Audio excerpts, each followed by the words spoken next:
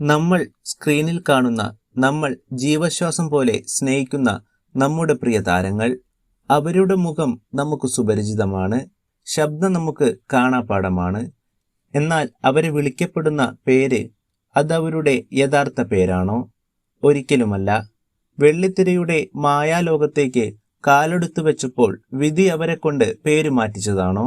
അതോ പണത്തിനും പ്രശസ്തിക്കും വേണ്ടി അവർ സ്വയം തിരഞ്ഞെടുത്തതാണോ?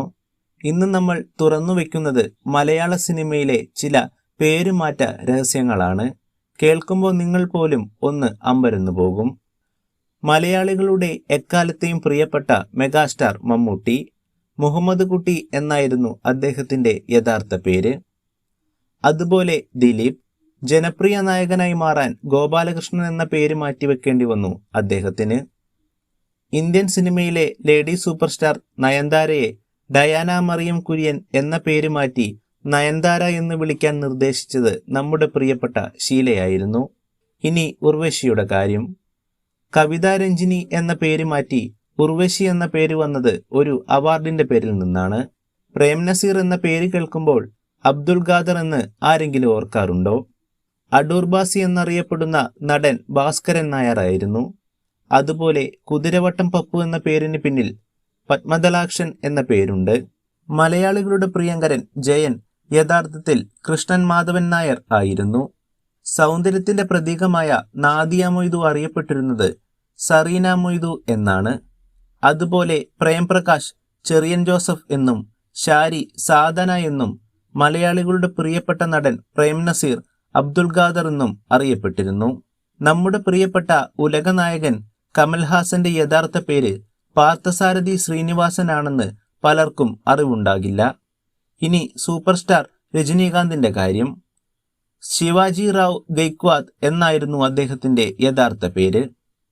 മലയാളികളുടെ സ്വന്തം സൂപ്പർ സ്റ്റാർ വിക്രം ക്യാമറയ്ക്ക് മുന്നിലെത്തുന്നതിന് മുമ്പ് കെന്നഡി ജോൺ വിക്ടർ ആയിരുന്നു.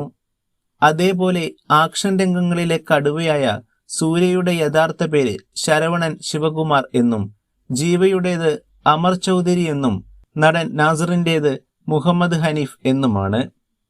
ഇനി തമിഴ് മലയാളം സിനിമകളിലെ സജീവ സാന്നിധ്യമായ സത്യരാജിന്റെ യഥാർത്ഥ പേര് രംഗരാജ് സുബയ്യ എന്നും നരന്റെ പേര് സുനിൽ കുമാർ എന്നുമാണ്.